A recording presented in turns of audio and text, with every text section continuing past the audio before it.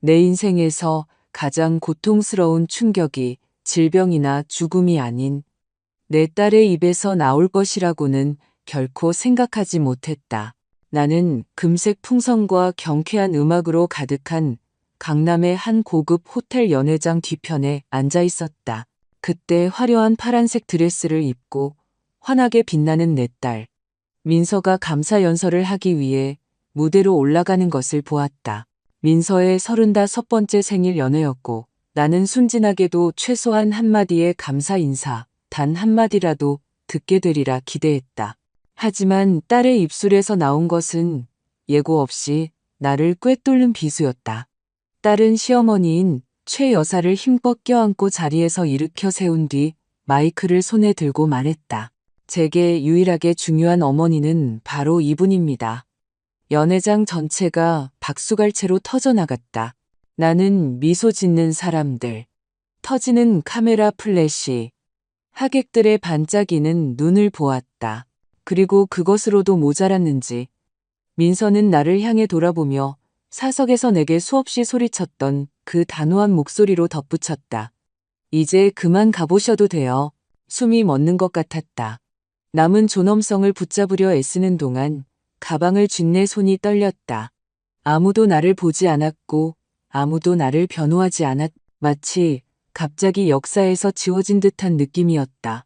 민서가 그토록 여러 번 내게 보였던 경멸과 승리감이 뒤섞인 눈으로 나를 지켜보는 가운데 나는 무거운 무릎을 간신히 일으켜 천천히 일어섰다. 하지만 내가 출구를 향해 첫 발을 내디뎠을 때 다른 누군가가 일어섰다. 내 며느리 지수였다. 지수는 단호한 걸음으로 무대를 향해 걸어가 민서의 손에서 마이크를 빼앗고는 떨리지만 결연한 목소리로 그곳에 있는 모든 이들의 피를 얼어붙게 할 말을 했다. 저도 더는 침묵할 수 없어요. 형님, 오늘은 형님 생일이고 축하받을 자격이 있죠. 하지만 진실을 들을 자격도 있어요. 배경음악마저 감히 이어지지 못할 만큼 짙은 침묵이 흘렀다. 하객들은 무언가 신성한 것이 깨지려 할 때만 나타나는 그런 불편함 속에서 불안하게 서로를 쳐다보았다. 당황한 민서가 마이크를 되찾으려 했지만 지수는 마치 목숨을 거는 것처럼 두 손으로 마이크를 꽉 쥐었다. 형님은 언제나 저를 무시했어요. 지수가 말을 이었다. 저를 하찮게 느끼게 만들고 형님 곁에 있을 자격이 없는 사람처럼 대했죠. 하지만 그거 알아요? 진정한 어머니는 형님의 허영심에 박수 쳐주고 카메라 앞에서 미소 짓는 분이 아니에요. 진정한 어머니는 형님이 태어났을 때부터 곁을 지키고 돌보고 평생을 희생하신 분이에요. 그리고 그분은 지금 저기 서 계세요. 형님이 마치 쓰레기처럼 이 연회에서 쫓아내고 있는 바로 저분이요. 경악의 속삭임이 연회장을 휩쓸었다. 마비된 나는 내가 듣고 있는 것을 거의 믿을 수 없었다. 늘 멀게만 느껴지고 내 고통과는 무관한 사람으로 여겼던 내 며느리 지수가 다른 누구도 인정하려 하지 않는 사실을 유일하게 큰 소리로 말해주고 있었다. 내 딸 민서는 창백해졌다. 웃으려 애썼고 이 모든 것이 오해인 척했다. 지수야, 무슨 소리를 하는 거야? 딸이 더듬거렸다. 내 쇼는 그만둬. 하지만 이미 상처는 엎질러진 물이었다. 시선은 더 이상 민서에게 있지 않고 내게로 향했다. 몇 년 만에 처음으로 사람들이 나를 정면으로 바라보았다. 마치 내가 존재한다는 사실을 내가 딸의 인생에서 그저 그림자가 아니었음을 기억해낸 것처럼. 그 침묵이 얼마나 오래 지속되었는지 모른다. 내게는 영원처럼 느껴졌다. 오직 절박하게 관자놀이를 두드리는 내 심장 박동 소리만 들렸다. 그리고 그때 깨달았다.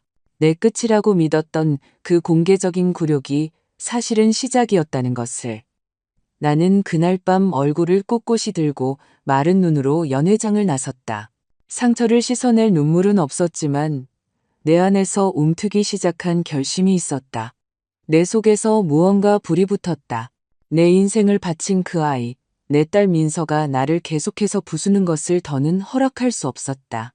문을 나서자 서울의 차가운 밤 공기가 얼굴을 때렸다. 나는 스스로를 껴안으며 모든 희생을 떠올렸다. 민서가 아플 때 뜬 눈으로 지새운 밤들, 딸의 꿈을 지지하기 위해 내 꿈을 포기했던 순간들, 누구 앞에서도 딸을 부끄럽게 하지 않으려 수년간 침묵했던 세월.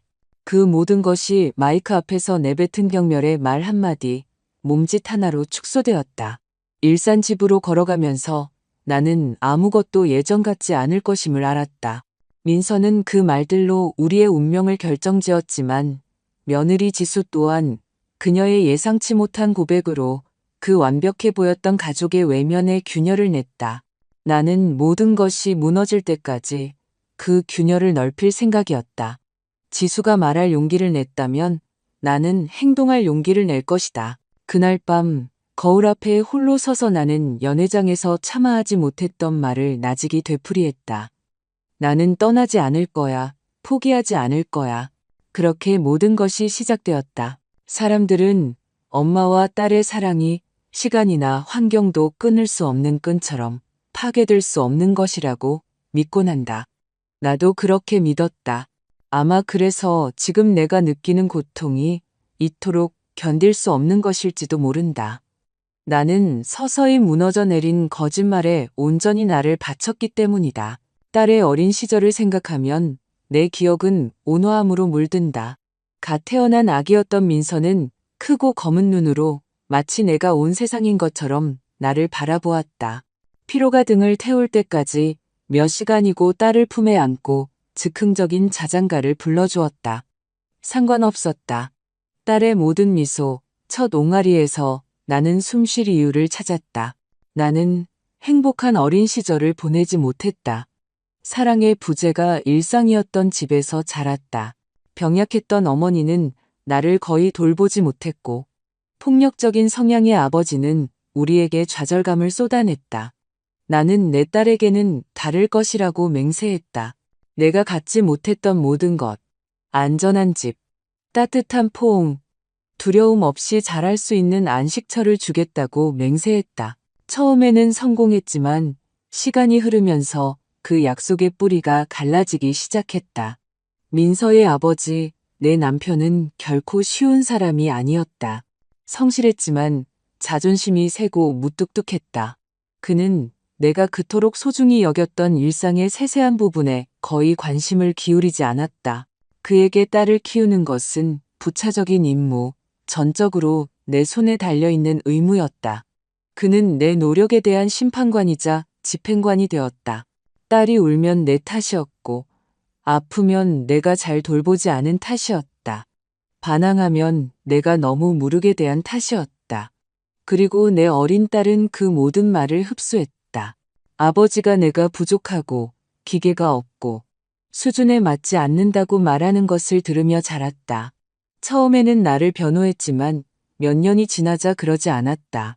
내 편에 서는 것보다 아버지 편에 합류하는 것이 더 쉬웠다. 민서가 겨우 12살이었던 어느 오후가 기억난다. 어려운 시험을 본 딸을 격려하기 위해 딸이 가장 좋아하는 떡볶이를 요리했다. 식탁을 차려주자 딸은 나를 경멸하듯 쳐다보며 말했다. 아빠가 엄마 요리 못한대. 나는 손에 아직 칼을 쥔 채로 얼어붙었다. 딸에게도 그렇게 생각하냐고 묻자 딸은 마치 내 노력이 아무 가치도 없다는 듯 어깨를 으쓱했다. 그날 나는 경멸이라는 독이 이미 딸의 마음에 뿌리내렸음을 깨달았다. 10대 시절은 더욱 잔인했다. 우리가 다툴 때마다 민서는 자신의 것이 아닌 문장들을 되풀이했다. 그것은 아버지의, 그리고 나중에는 남편 가족의 메아리였다. 촌스러워, 짐이야, 내가 필요했던 건 한 번도 주지 않았잖아. 나는 딸과 맞서는 대신 침묵했다. 딸을 잃을까 두려웠다. 내가 참으면, 견디면 언젠가 딸이 내가 한 모든 것을 이해해 줄 것이라고 믿었다. 하지만 그날은 결코 오지 않았다. 시어머니인 최 여사의 등장은 민서의 인생에서 내 자리를 완전히 결정지었다. 사람을 휘어잡는 재주가 있는 그 교활한 여자는 내가 그토록 화려하게 베풀 줄 몰랐던 관심과 칭찬으로 딸을 사로잡았다. 그 여자는 돈, 인맥, 그리고 인정에 목마른 귀의 음악처럼 들리는 달콤한 말을 가지고 있었다. 민서는 나를 그 여자와 비교하기 시작했고 그 여자에게서 내가 줄 수 없는 것을 보았다. 그리고 모든 비교는 나를 더욱 소외되고 작고 보이지 않게 만들었다. 점점 가족 모임 초대가 줄어들고 민서가 인스타그램에 공유하는 사진에 내가 포함되지 않으며 대화 속에서 나는 겨우 각주 숨기고 싶은 불편한 기억이 되어감을 알아차렸다. 나는 어느 순간 딸을 잃었을까? 밤마다 나를 잠 못 들게 하는 질문이다. 아마 존중을 요구하는 대신 침묵을 받아들인 날이었을지도 모른다. 아마 민서의 아버지와 맞서기보다 입을 다물기를 선택했을 때였을지도 모른다. 아니면 그보다 훨씬 전, 내 어린 시절의 고통이 딸에게 나를 사랑하는 법을 가르쳐주지 못하게 했을 때부터였을지도 모른다. 분명한 것은 민서가 자라는 동안 나는 점점 꺼져갔고 정신을 차렸을 때는 이미 너무 늦었다는 것이다. 딸은 나를 대체했다. 내가 항상 되어주고 싶었던 어머니상을 다른 여자에게서 찾았다. 하지만 나는 여기 있다. 모든 것에도 불구하고 나는 여전히 사랑을 느낀다. 상처받고 잘려나갔지만 여전히 살아있는 사랑을. 민서가 나를 공개적으로 지목하고 연애에서 쫓아내고 가라고 말했을지라도 나는 여전히 민서의 어머니다. 그리고 어머니의 마음은 논리를 따르지 않고 자신을 상처 입힌 사람까지도 사랑하도록 저주하는 본능을 따른다. 그것이 나의 가장 큰 약점이자 동시에 가장 큰 강점이다. 왜냐하면 그 사랑은 체념을 의미하는 것이 아니라 포기하지 않겠다는 것을 의미하기 때문이다. 민서가 나를 부정하더라도 나에게는 진실을 알 권리가 있다. 그리고 딸이 그것을 잊기로 선택했다면 나는 딸이 고통스러워하더라도 그것을 상기시켜 줄 것이다. 민서의 생일날 일어난 일은 우연이 아니었다. 그것은 수년간의 침묵과 경멸의 결과였지만 동시에 새로운 시작이기도 했다. 이제 나는 더 이상 그림자 속에서 살지 않을 것이기 때문이다. 딸이 나를 산채로 묻고 싶다면 그 무덤에서 내가 일어나 모든 말, 모든 몸짓, 모든 경멸을 되돌려주는 것을 보게 될 것이다. 그리고 나는 소리나 폭력으로 하지 않을 것이다. 진실로 할 것이다. 그들이 두려워하고 아무도 예상치 못하며 나의 가장 큰 복수가 될 그 진실로. 만약 내 인생을 한 단어로 표현해야 한다면 침묵이 가장 정확할 것이다. 딸과의 관계를 파괴한 것은 단지 고함이나 논쟁, 경멸만이 아니었기 때문이다. 그것은 매일같이 쌓여 나를 질식시킬 때까지 보이지 않는 독을 품고 있던 길고 긴 침묵이었다. 집에서 남편은 말의 주인이었다. 그리고 나는 그에게 반박하는 것이 소용없다는 것을 너무 일찍 배웠다. 그는 자신의 방식대로 삶을 강요했고 나와 민서는 그것을 받아들여야만 했다. 끔찍한 것은 세월이 흐르면서 민서가 그것을 받아들였을 뿐만 아니라 존경하게 되었다는 점이다. 그는 딸의 권위의 모델, 기준점이 되었다.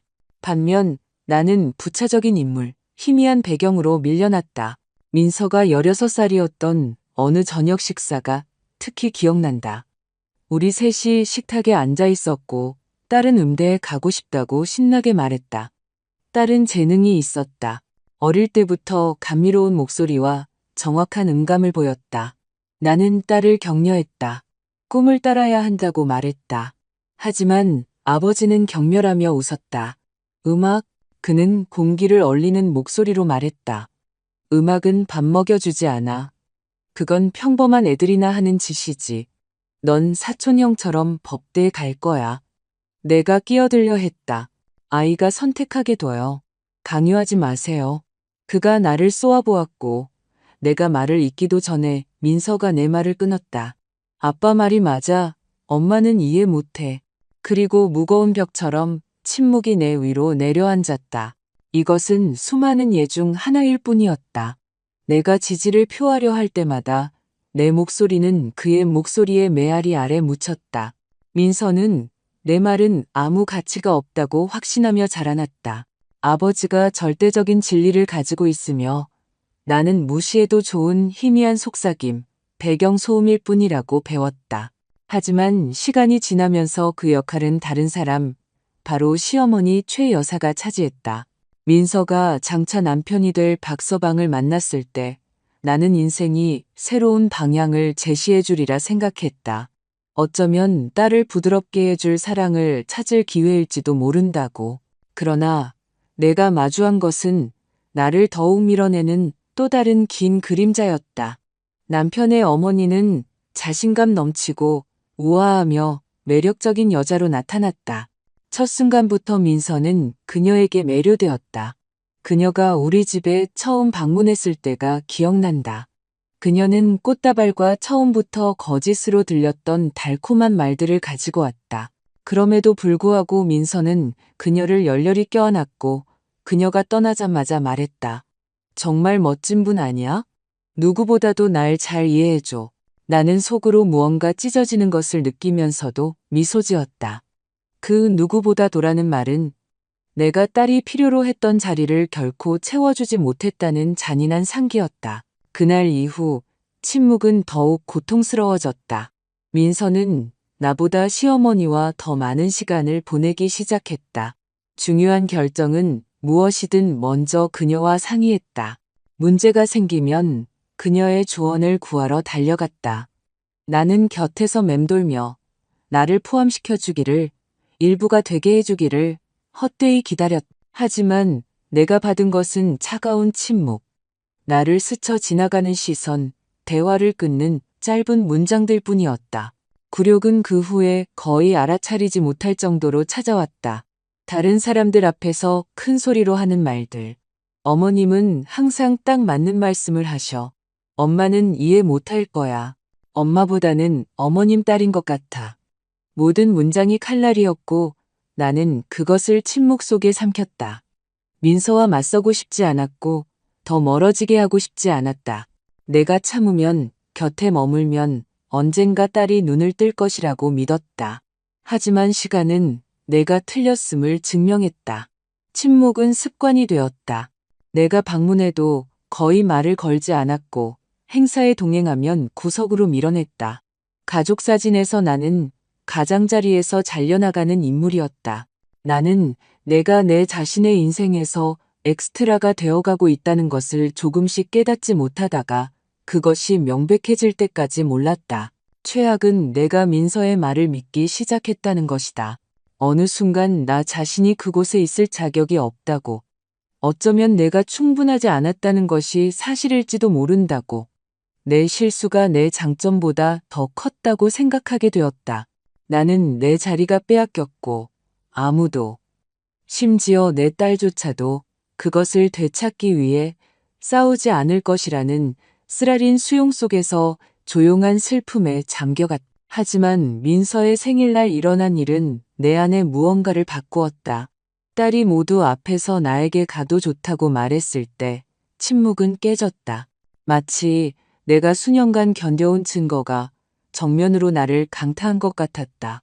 그리고 그때 예상치 못했던 며느리 지수가 나타났다. 침묵의 관습에 도전하는 목소리로.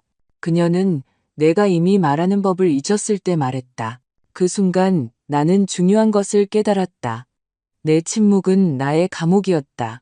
딸을 지키는 방법이 침묵이라고 믿으며 나 스스로를 그 안에 가두었다. 하지만 침묵은 내게서 존엄성만 앗아갔다. 이제 나는 내게 남은 것을 되찾고 싶다면 말해야 한다는 것을 알았다. 아무도 듣고 싶어 하지 않더라도, 고통스럽더라도 나는 해야만 했다. 수십 년 동안 침묵의 무게가 나를 짓눌렀지만 이제 마침내 나는 그것을 깰 준비가 되었다. 그리고 나는 진실로 그것을 할 것이다. 그 진실이 내 딸이 쌓아올린 모든 것을 불태울지라도. 그날 밤 지수가 내 딸에게서 마이크를 빼앗았을 때 민서의 얼굴에 떠오른 표정을 결코 잊지 못할 것이다. 모든 것의 중심이 되는 데 익숙하고 아무도 자신에게 반박하지 않는 것에 익숙했던 딸은 그대로 얼어붙었다. 잠시 동안 지수가 형식적인 칭찬이나 억지스러운 말을 할 것이라고 생각했지만 그녀의 입에서 나온 것은 아무도 예상치 못한 진실의 급류였다. 그리고 모든 단어는 연회장 벽에 부딪혀 올리는 채찍질 같았다. 형님, 오늘은 형님 생일이에요. 지수는 떨리지만 단호한 목소리로 말했다. 사랑받는 것이 마땅하죠. 하지만 오랫동안 숨기고 싶어 했던 것을 마주하는 것도 마땅해요. 하객들 사이에 속삭임이 멎었다. 잔은 공중에 멈췄고 웃음소리는 목구멍에서 막혔다. 나는 심장이 가슴에서 뛰쳐나올 것처럼 빠르게 뛰는 것을 느꼈다. 거대한 무언가가 일어나려 하고 있었다. 그리고 처음으로 굴욕의 주인공이 내가 아니라 그림자에서 빛으로 나를 끌어내는 진실의 목격자가 되었다. 내 딸 민서는 통제력을 되찾으려 애썼다. 굳은 미소를 지으며 그녀에게 다가갔다. 지수야, 무슨 소리 하는 거야? 내 생일 잔치 망치지 마. 하지만 지수는 멈추지 않았다. 나는 그녀가 무기를 쥔 것처럼 마이크를 두 손으로 꽉 쥐는 것을 보았다. 어머님은 가진 모든 것을 주셨어요. 그녀가 말을 이었다. 그런데 형님은 감사하기는커녕 그분을 경멸의 대상으로 삼았죠. 다른 사람들이 그분을 모욕하도록 내버려두고 마치 스포츠처럼 그 조롱에 동참했어요. 어머님이 형님에게 낯선 사람 취급을 받고 울면서 집을 나서는 걸 보는 게 어떤 건지 알아요? 저는 알아요. 제가 봤으니까요. 놀라움의 속삭임이 연회장을 휩쓸었다. 목이 맨 나는 거의 숨을 쉴 수 없었다. 그런 변호를 기대하지 않았. 누군가, 특히 며느리 지수가 내가 침묵 속에서 겪었던 것을 모두 앞에서 폭로할 용기가 있을 것이라고는 상상도 못했다. 내 딸은 초조해하며 하객들을 둘러보았다. 신경 쓰지 마세요. 억지로 웃으며 말했다. 쟤는 항상 과장해요. 하지만 지수는 한 걸음 앞으로 나와 목소리를 낮추며 마치 민서에게 직접 말하듯 말했다. 과장이 아니에요.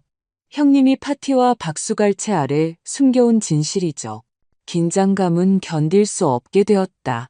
나는 민서의 시어머니인 최 여사가 의자에 꼿꼿이 앉아 입술을 꽉 다물고 분노에 찬 시선으로 있는 것을 볼 수 있었다. 그녀의 완벽한 왕국이 흔들리는 것을 참을 수 없었다. 그리고 정체가 드러난 민서는 통제력을 잃기 시작했다. 그만해, 그녀가 소리쳤다. 여긴 내 무대가 아니야.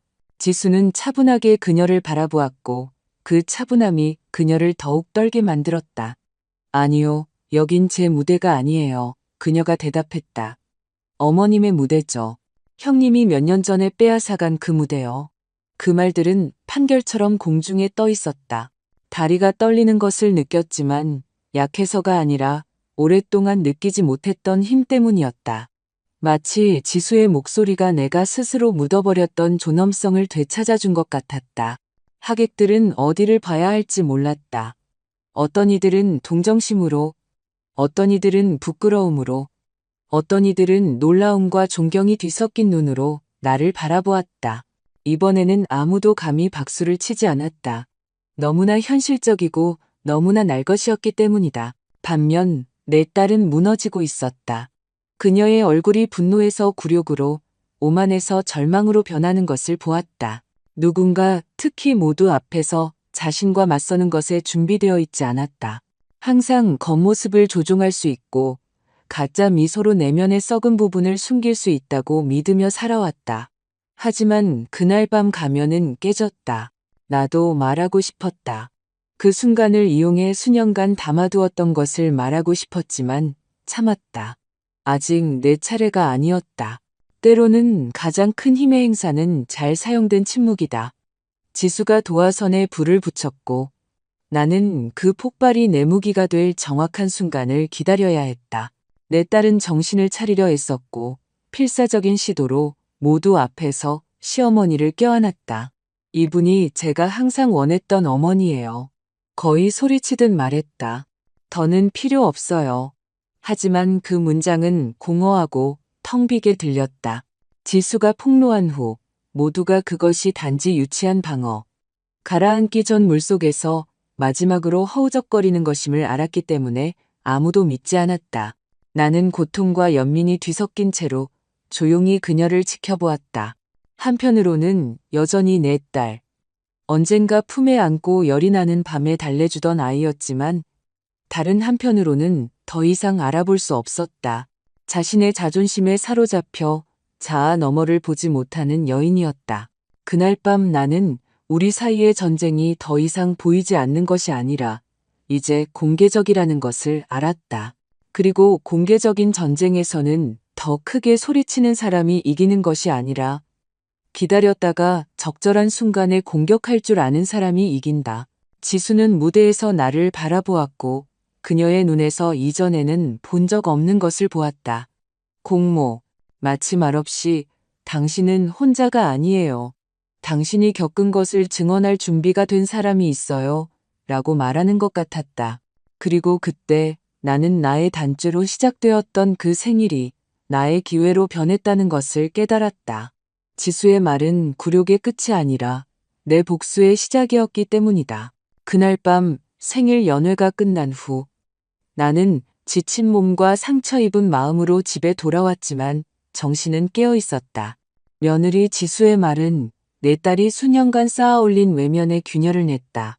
그리고 거울 앞에서 드레스를 벗고 머리를 푸는 동안 기억들이 돌처럼 내 위로 쏟아져 내렸다. 결코 아물지 않은 상처의 과거 장면들, 보이지 않는 흉터처럼 나를 새긴 에피소드들, 눈을 감으면 겨우 5살이었던 어린 민서가 정원에서 꺾은 들꽃 다발을 들고 내게 달려오는 모습이 보인다. 세상에서 제일 좋은 엄마야. 그때 딸은 내 영혼을 밝히는 미소와 함께 말했다. 그 기억이 나를 괴롭힌다. 왜냐하면 내가 한때 딸에게 전부였던 시간이 있었다는 것을 증명하기 때문이다. 그리고 어느 순간 내가 그렇지 않게 되었는지 묻는 것은 고통스럽다. 세월이 흐르면서 달콤한 몸짓은 사라져갔다. 나는 민서의 청소년기를 특히 잔인한 시기로 기억한다. 학교에서 돌아와 소파에 책가방을 던지고 인사도 없이 나를 쳐다보지도 않고 지나가는 날들이 있었다. 나는 다가가려 애썼고 어떻게 지냈는지 필요한 것은 없는지 물었다. 딸은 단답형으로 대답하거나 어떤 모욕보다 더 아픈 침묵으로 대답했다. 15살 때 늦게 들어온 것 때문에 다툰 날이 있었다. 나는 걱정했다. 식탁을 차려놓고 깨어 기다렸다. 딸이 들어왔을 때 어디 있었는지 설명해달라고 했다. 민서는 짜증과 경멸이 뒤섞인 눈으로 나를 쳐다보며 말했다. 엄마가 나한테 물어볼 자격이나 있어? 그 문장은 나를 두 동강 냈다. 단지 10대의 반항이 아니었다. 그것은 의식적인 거부, 내 어머니로서의 역할에 대한 직접적인 단절이었다. 그날 밤 나는 차려진 식탁과 아직 접시 위에 식어버린 음식을 두고 조용히 울었다. 또 다른 에피소드는 화상처럼 내 피부에 새겨졌다. 민서의 고등학교 졸업식이었다. 나는 모든 것을 준비하기 위해 정말 노력했다. 딸의 드레스, 저녁 식사, 딸을 행복하게 해줄 것이라 믿었던 세세한 것들. 그리고 행사가 끝날 무렵 주최 측이 학생들이 부모님과 함께 무대에 오르라고 했을 때 민서는 먼저 아버지를 찾았다. 나도 올라갔지만 손을 잡으려 하자 딸은 슬쩍 손을 뺐다. 나를 제외하고는 아무도 눈치채지 못했고 그 작은 몸짓이 내 마음을 산산조각 냈다. 마치 그 중요한 순간을 영원히 남길 사진에서조차 나를 지우고 싶어 하는 것 같았다. 그 후 몇 년은 크고 작은 상처들의 연속이었다. 민서가 이미 남편과 함께 살고 있을 때 집에 찾아갔던 기억이 난다. 딸이 좋아할 것이라 생각하며 정성껏 만든 갈비찜을 들고 갔다. 문을 열자마자 딸은 나를 위아래로 훑어보더니 말했다. 아, 엄마, 착한 척하는 거 안 지겨워? 여기선 아무도 엄마 겁 필요 없어. 그리고는 내 눈을 보지도 않고 쟁반을 빼앗아 갔다.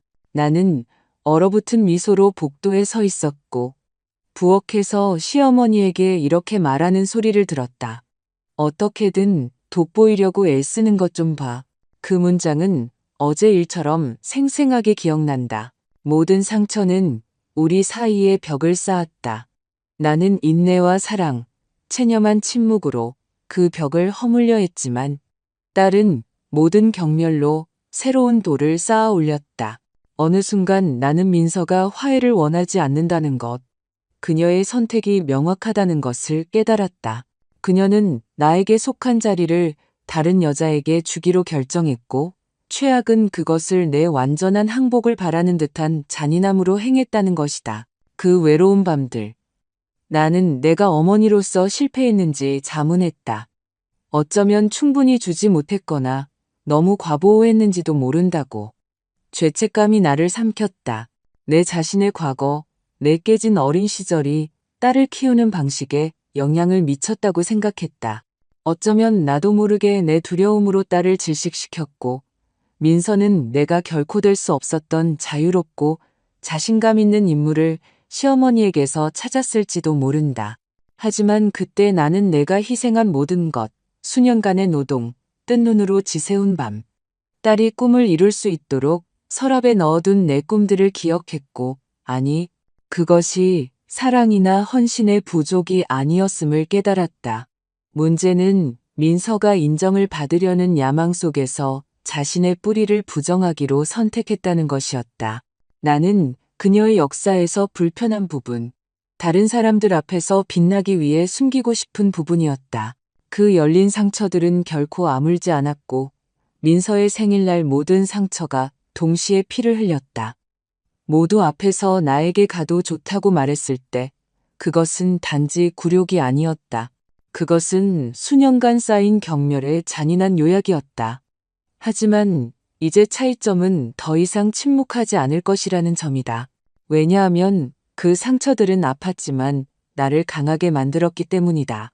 모든 숨겨진 눈물, 삼켜진 모욕, 피했던 시선이 나를 쇠처럼 단련시켰다.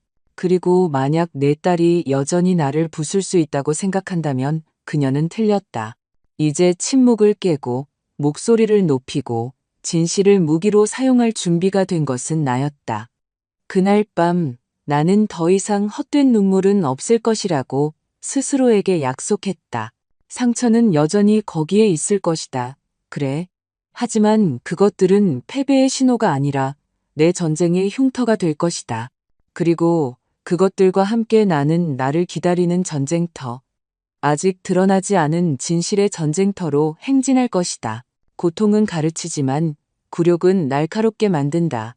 그리고 그 연회 이후 내 딸이 공개적으로 나에게 가도 좋다고 말하는 것을 들었을 때 나는 내 흉터를 무기로 바꿔야 할 때가 왔음을 깨달았다.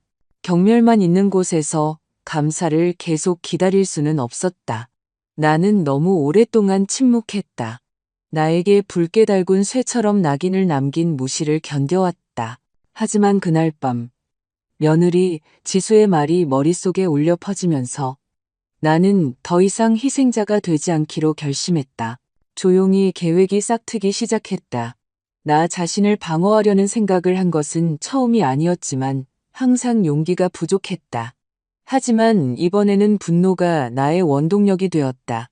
더 이상 화해나 애정을 찾지 않았다. 나는 정의를 찾고 있었다.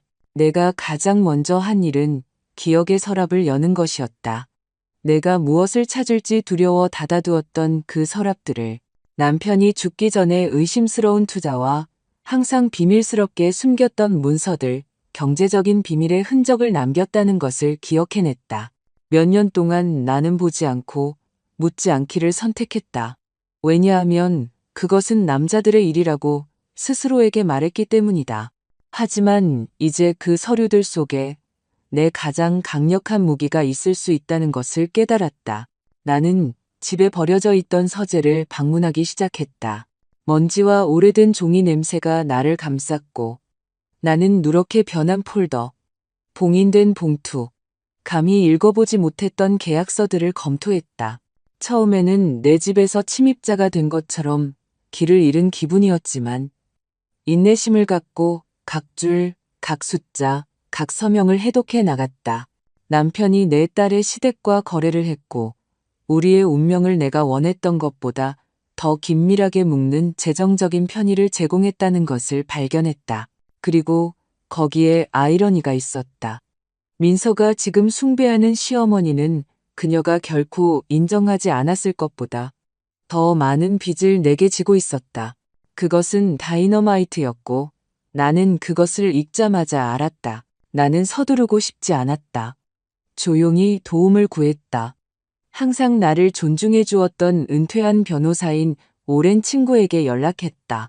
서류를 가져가서 그것들이 정말로 무엇을 의미하는지 설명해 달라고 부탁했다. 그가 서초동에 있는 사무실에서 눈을 동그랗게 뜨고 나를 쳐다보던 것을 기억한다. 여사님, 여기에 무엇을 가지고 있는지 알고 계십니까? 그가 말했다. 이것으로 따님과 사위, 그리고 사돈댁까지 무너뜨릴 수 있습니다.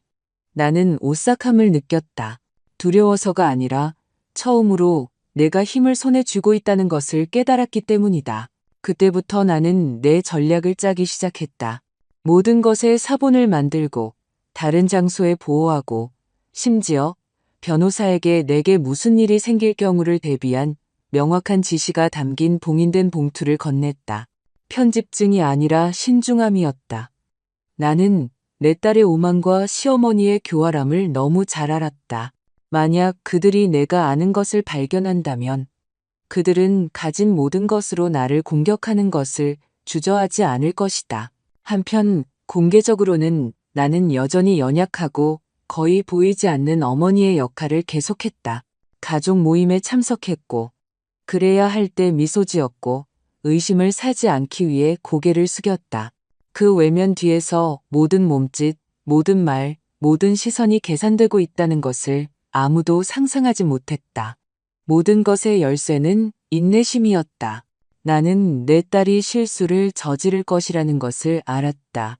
그녀의 오만은 그녀를 부주의하게 만들었고 나를 필요로 하지 않는다는 것을 증명하려는 그녀의 욕구는 그녀를 위험한 영역으로 이끌 것이다.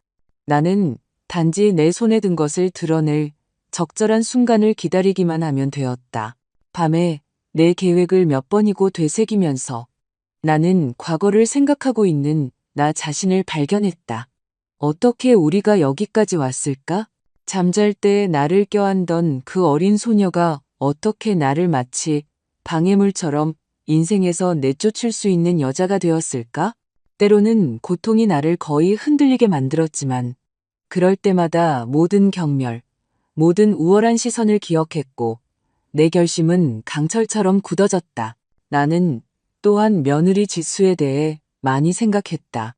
생일날 그녀의 용기는 내 계획의 도화선에 불을 붙인 불꽃이었다. 그녀가 왜 그렇게 말했는지, 나를 위해서였는지, 아니면 그녀 또한 내 딸의 손에 고통받았기 때문인지 궁금했다. 알 수는 없었지만 한 가지는 확신했다. 처음에는 낯선 사람처럼 보였던 그 여자가 예상치 못한 동맹이 될 수 있다는 것. 계획은 단지 내 딸과 시어머니의 경제적, 사회적 진실을 폭로하는 것만이 아니었다. 그것은 더 컸다. 나는 그들이 내 굴욕을 대가로 쌓아 올린 완벽함의 외면을 해체하고 싶었다. 나는 모두가, 절대적으로 모두가 그 박수갈채, 그 거짓 미소, 그 공허한 연설 뒤에 숨겨진 것을 보기를 원했다. 한 번은 거울 앞에서 마치 폭로의 날을 연습하는 것처럼 큰 소리로 말했다. 나는 내 애정을 원하지 않아. 나는 내 딸을 상상하며 말했다. 나는 내 박수가 필요 없어. 내가 요구하는 유일한 것은 존중이야. 그리고 내가 그것을 줄 모른다면 나는 진실로 그것을 빼앗을 거야. 그 거울은 몇 주 동안 나의 공범이었다. 나는 말, 몸짓, 심지어 침묵까지 연습했다. 나는 즉흥적으로 하지 않을 것이다. 때가 되면 모든 문장은 정확해야 했다. 모든 멈춤은 그녀를 자신의 거짓말 속으로 더 깊이 빠뜨려야 했다. 그리고 모든 것이 어둠 속에서 준비되는 동안 나는 공개적으로 미소 짓고 무시를 받아들이고 조롱을 듣지 않는 척했다. 하지만 속으로는 몇 번이고 되풀이했다. 기다려라, 김영숙. 기다려. 너의 순간이 올 거야. 그 순간은 누구도 상상할 수 있는 것보다 더 가까이 있었다. 어머니가 딸과 결코 하고 싶지 않은 대화가 있다. 몇 년 동안 나는 마주 앉아 고함이나 비난 없이 이야기하고 아마도 함께 울며 우리가 끌어안고 있던 상처를 치유하는 꿈을 꾸었다. 하지만 마침내 그녀를 찾아갈 용기를 냈을 때 내가 찾을 수 있는 것은 잔인한 거울뿐이라는 것을 깨달았다. 내 딸 민서는 그녀의 냉혹함과 경멸 속에서 아버지와 지금 그녀가 어머니라고 부르는 여자의 최악의 모습을 반영하고 있었다. 나는 그녀를 내 집, 수없이 많은 소박한 생일, 학교 숙제의 오후, 일요일의 영화를 함께 보았던 거실로 불렀다. 그녀는 언제나처럼 늦게 거만한 표정과 비싼 향수를 모든 구석에 풍기며 도착했다. 사과조차 하지 않았다. 그녀는 초대받은 손님이 아니라 주인인 것처럼 소파에 앉아 견딜 수 없는 태도로 다리를 꼬았다. 이제 와서 뭘 원하세요, 엄마? 그녀는 수없이 내 가슴에 바늘처럼 밝혔던 그 조급한 어조로 물었다. 저 바빠요. 나는 잠시 침묵 속에서 그녀를 바라보았다. 그녀의 이목구비에는 내 모습이 너무 많아 아팠다. 같은 검은 머리카락, 같은 넓은 이마. 하지만 그녀의 눈에는 온정이나 인정이 없었다. 냉담함이 있었다. 너와 이야기하고 싶었어. 나는 마침내 말했다. 적처럼이 아니라 엄마와 딸로서. 그녀는 웃었다. 내 속을 갈기갈기 찢는 건조한 웃음소리였다. 엄마와 딸이라니, 우린 오래전에 그런 사이 끝났어. 나는 입술을 깨물었다. 울고 싶지 않았다. 그녀 앞에서는. 왜, 민서야? 왜 나를 그렇게 미워하니? 그녀의 대답은 원망으로 가득 찬 시선이었다. 엄마는 충분하지 않았으니까요. 항상 작고, 항상 희미하고, 항상 한 자리를 구걸했죠. 아빠 말이 맞았어요. 엄마는 짐이었고, 전 엄마처럼 되고 싶지 않았어요. 나는 그 충격을 배에 강타당한 것처럼 느꼈다. 그녀의 입에서 아버지가 수없이 내게 던졌던 똑같은 말을 듣는 것은 견딜 수 없었다. 그것은 모든 굴욕의 세월을 다시 사는 것 같았지만 내 자신의 핏줄의 목소리로 증폭되었다. 내가 한 모든 것은 널 위한 것이었어. 나는 겨우 목소리를 내어 속삭였다. 내 꿈, 내 인생을 포기했어. 네가 내가 갖지 못했던 것을 갖게 하려고.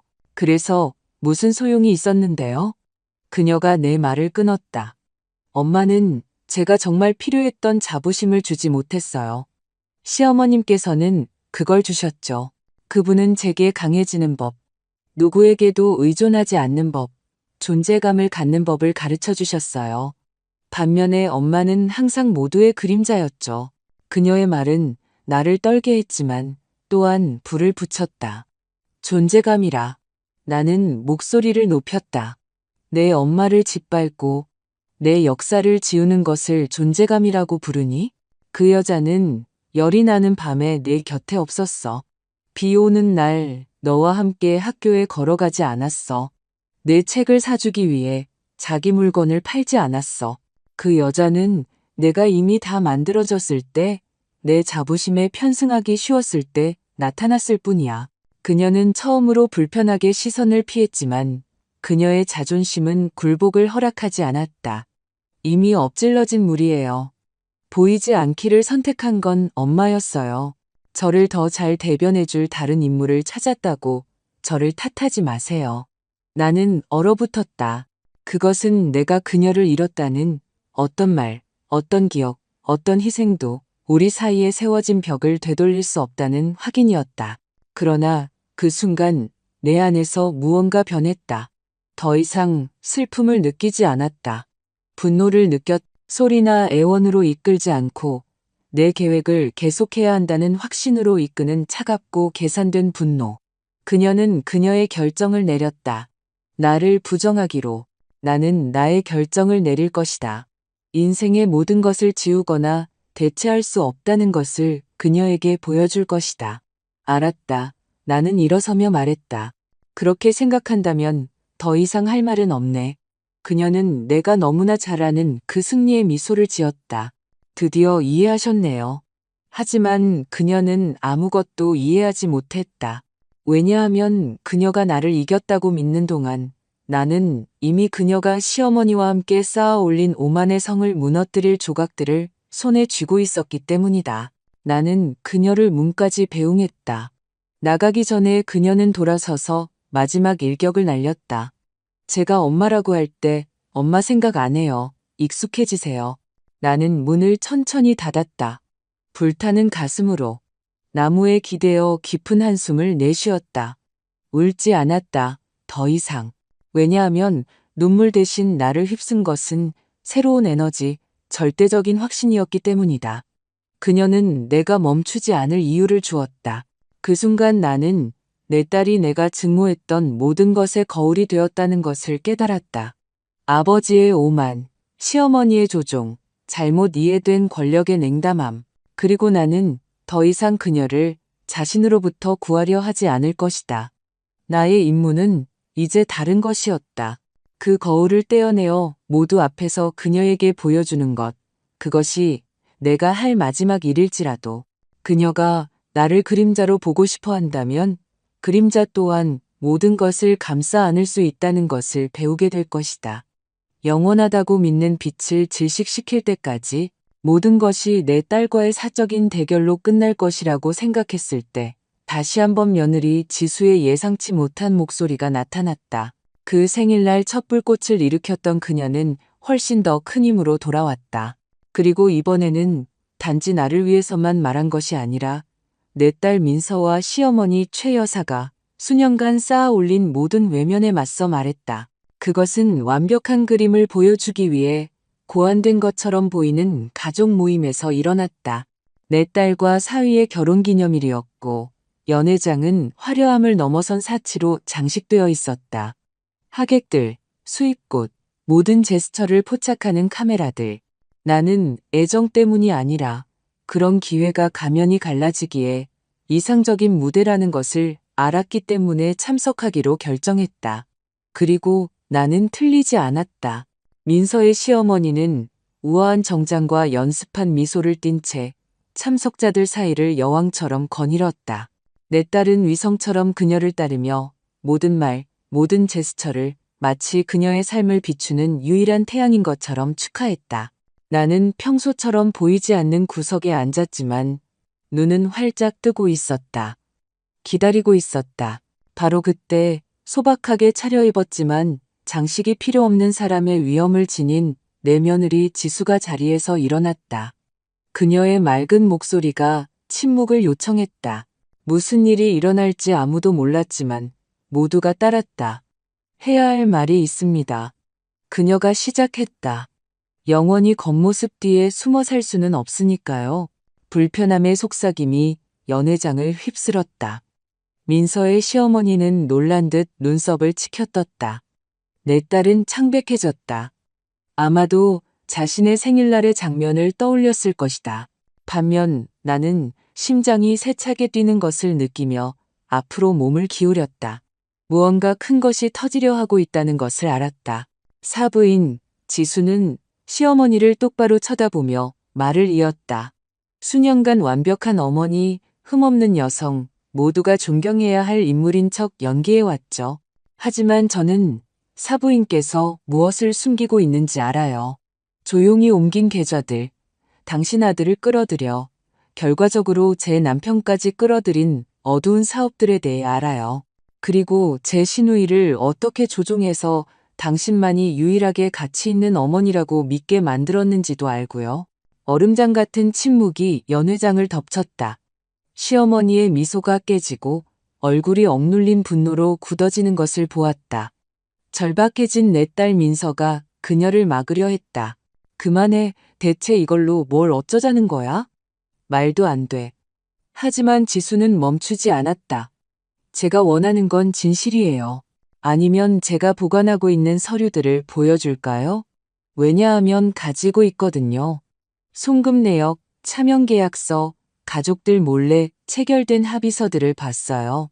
하객들이 웅성거리기 시작했다. 어떤 이들은 슬쩍 휴대전화를 꺼냈고 다른 이들은 놀라움의 시선을 교환했다. 완벽한 장면은 예상치 못한 바람에 날리는 카드집처럼 무너져 내렸다. 나는 현기증과 만족감이 뒤섞인 채 모든 것을 지켜보았다. 나는 손가락 하나 까딱하지 않았지만 지수가 내가 조용히 계획했던 전투를 벌이고 있었다. 마치 운명이 내가 결코 찾지 않았던 동맹, 그 가족의 조종 아래 고통받았고 더 이상 침묵할 수 없었던 누군가를 내 길에 놓아준 것 같았다. 시어머니가 마침내 일어섰다. 분노에 찬 그녀의 목소리가 연회장에 울려 퍼졌다. 이것은 중상모략이고 나를 파괴하기 위해 꾸며낸 거짓말이야. 하지만 그녀의 손은 떨리고 있었다. 그 떨림은 가장 명백한 고백이었다. 그녀는 두려워하고 있었다. 내 딸 민서는 그녀에게 달려가 모두 앞에서 껴안으며 마치 그 제스처로 그녀를 보호할 수 있는 것처럼 행동했다. 신경 쓰지 마세요. 그녀가 소리쳤다. 그냥 질투심에 함정에 빠뜨리려는 거예요. 그러나 그녀의 말은 더 이상 같은 무게를 갖지 못했다. 아무도 그녀를 신뢰하며 듣지 않았다. 의심의 그림자가 그녀의 흠없는 무대 위에 드리워졌고 그런 분위기에서는 그림자 하나로 모든 빛을 끄기에 충분했다.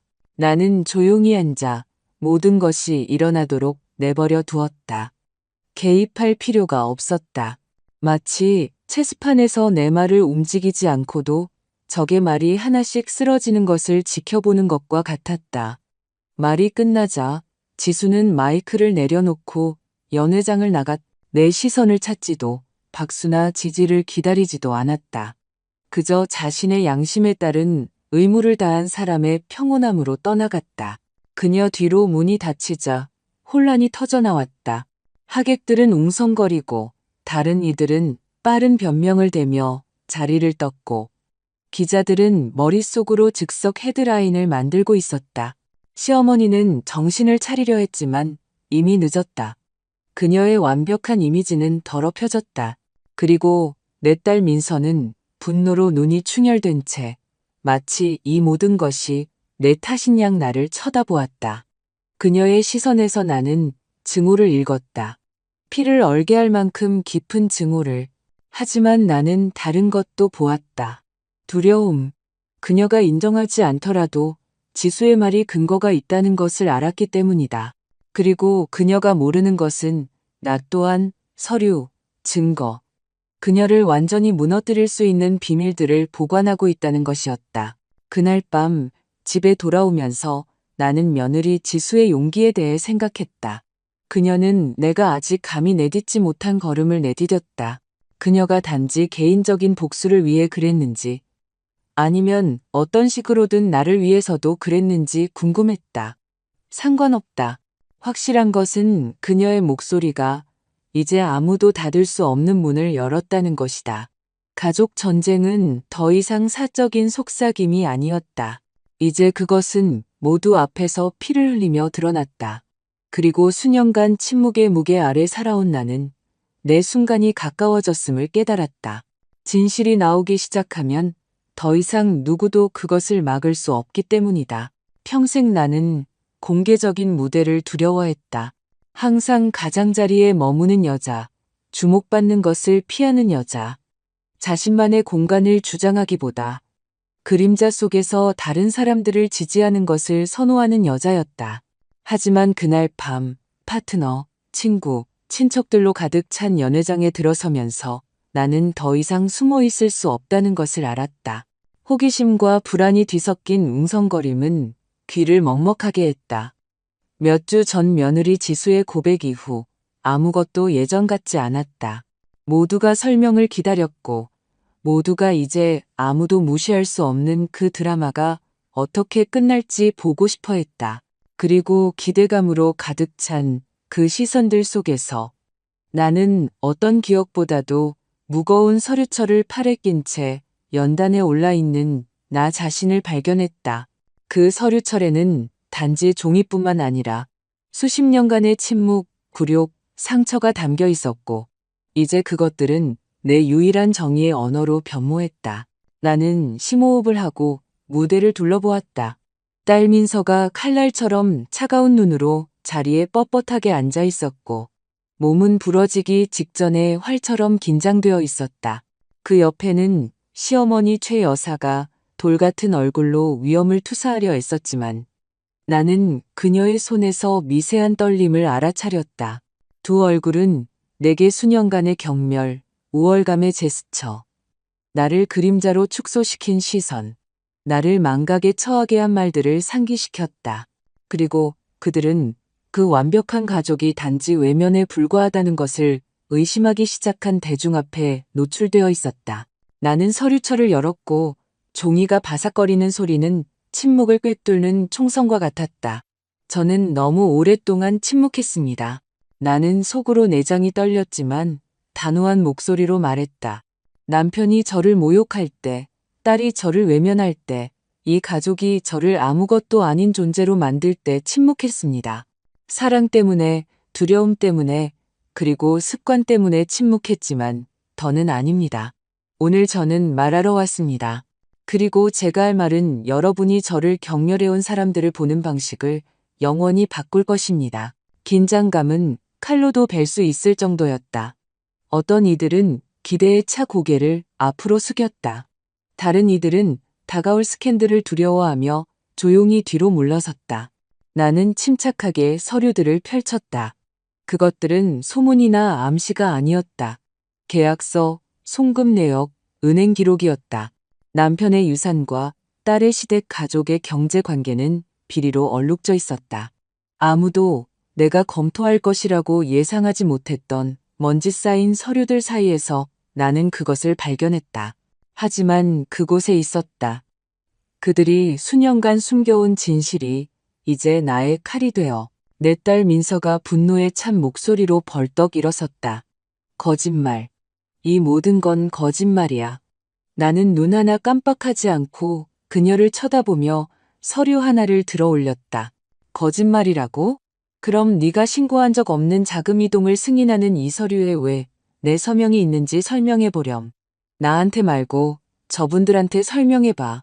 아버지가 대신 서명해 달라고 했을 때 왜 글을 덮어주기로 했는지. 그녀의 얼굴에서 핏기가 가셨다. 온몸이 떨렸다. 잠시 입술이 움직였지만 아무 말도 나오지 않았다. 대중은 이해했다. 의심은 이미 심어졌고 일단 자리 잡은 의심은 어떤 고함보다 파괴적이다. 시어머니가 경멸에 찬 목소리로 거만하게 일어섰다. 이것은 조작입니다. 그녀가 말했다. 원한에 찬 한 여자의 개인적인 복수극이죠. 그러자 나는 이미 이겼다는 것을 아는 사람의 침착함으로 그녀를 가리켰다. 조작이라면 왜 손이 떨리시는 거죠? 참석자들 사이에서 웅성거림이 터져나왔다. 어떤 이들은 놀라움에 소리쳤고 다른 이들은 불신의 시선을 교환했다. 그 여자의 완벽한 이미지는 순식간에 무너져 내리고 있었다. 그녀가 무슨 말을 하든 더 이상 중요하지 않았다. 그녀의 손의 떨림이 그녀의 목소리보다 더 크게 말하고 있었다. 나는 긴장감이 견딜 수 없을 정도로 커질 만큼 몇 초간 침묵했다. 그런 다음 덧붙였다. 저는 동정이나 값싼 복수를 구하지 않습니다. 제가 원하는 유일한 것은 진실이 밝혀지는 것입니다. 그리고 여기 변호사들이 검증할 이 서류들에 지워지거나 무시될 수 없는 이 문서들의 그 진실이 있습니다. 그들은 저를 지우고 싶어 했지만 기억은 지워지지 않습니다. 그리고 오늘 그 기억이 여러분 모두 앞에서 그들을 발가벗깁니다. 참석한 변호사들은 서류의 진위를 확인했다. 분노한 파트너들은 서로 웅성거리기 시작했다.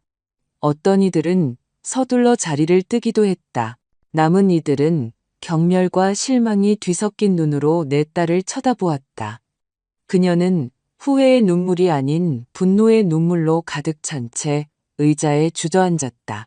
반면 시어머니는 고개를 들고 있으려 애썼지만 그녀의 눈에는 두려움이 빛났다. 가면이 떨어졌다는 것을 알았다. 나는 서류철을 닫고 마치 모든 것은 말해졌다고 말하듯 둔탁한 소리를 내며 테이블 위에 내려놓았다. 나는 소리칠 필요가 없었다.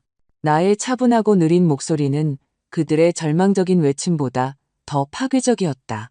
웅성거림, 비난의 시선, 그리고 이제 누구도 멈출 수 없는 진실의 메아리로 연회장이 술렁이는 동안 나는 출구를 향해 걸어갔다. 나가기 전에 나는 마지막으로 한번 돌아보았다. 손에 얼굴을 묻고 의자에 웅크리고 있는 내 딸을 보았다. 내 목소리는 명확하고 단호하며 최종적이었다. 나는 떠나지 않았고 앞으로도 떠나지 않을 것이다. 네가 나를 부정하고 미워해도 나는 내 어머니다. 그리고 내 목소리는 평생 너를 따라다닐 것이다. 그리고 나는 문을 나섰다. 밖의 밤은 차가웠지만 내 가슴 속에는 결코 꺼지지 않을 불꽃이 타오르고 있었다. 내가 느낀 것은 기쁨도 평화도 아니었다. 그것은 정이었다. 오기까지 수년이 걸렸지만 마침내 천둥의 힘으로 일어선 정이었다. 공개적인 심판이 있은 다음 날. 밤은 수년 만에 처음으로 뒤척이지 않고 잠든 밤이었다. 고함 소리도 경멸도 딸이 내게 등을 돌리는 장면도 꿈꾸지 않았다. 아무것도 꿈꾸지 않았고 그 공백은 어떤 환상보다도 더 치유적이었다.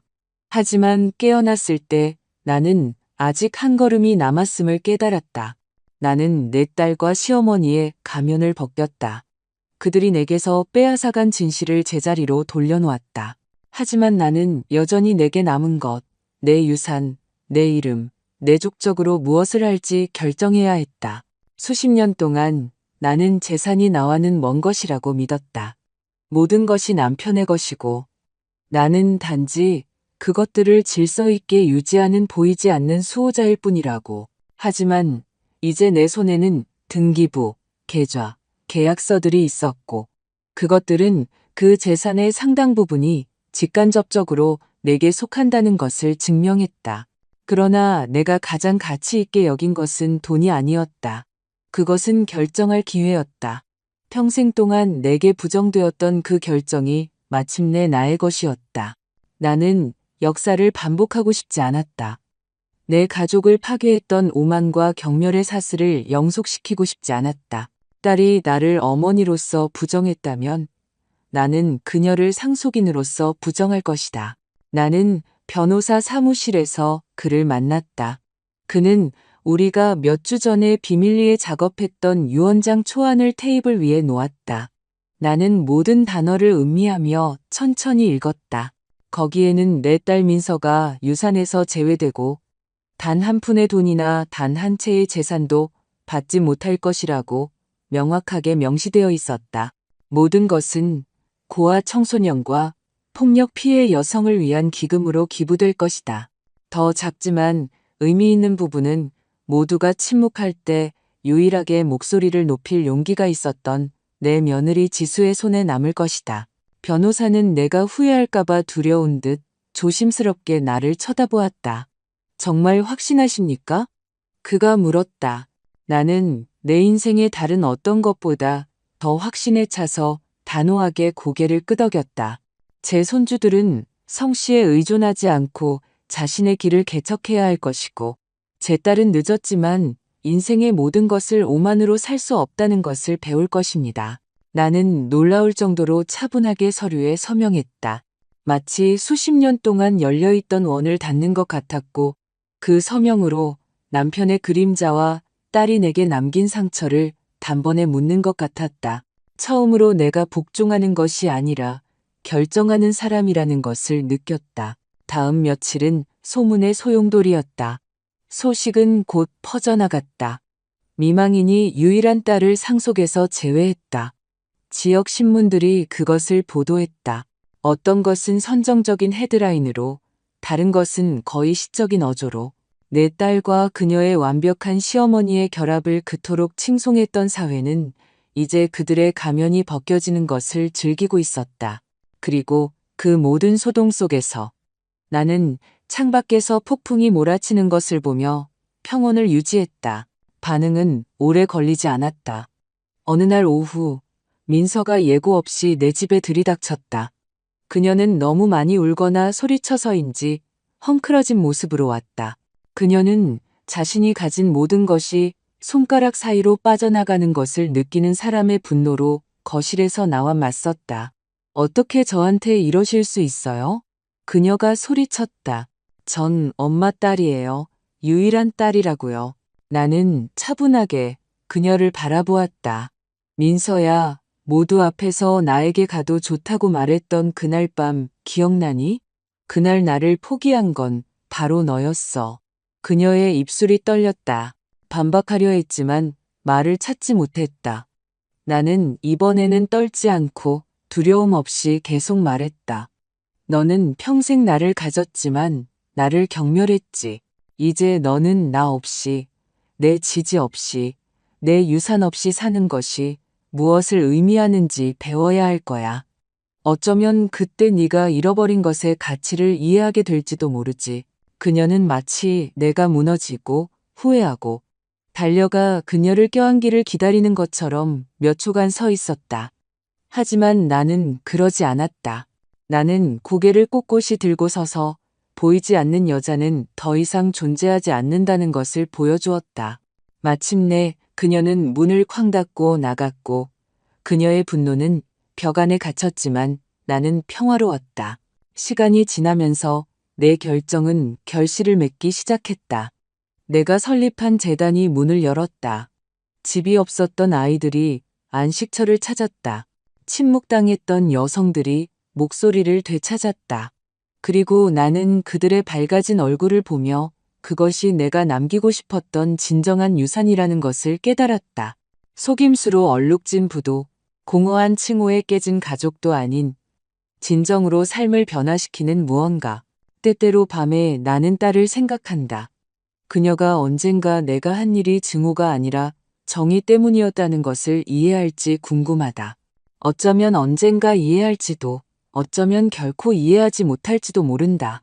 더 이상 상관없다. 내 인생은 더 이상 그녀의 경멸을 중심으로 돌아갈 수 없다.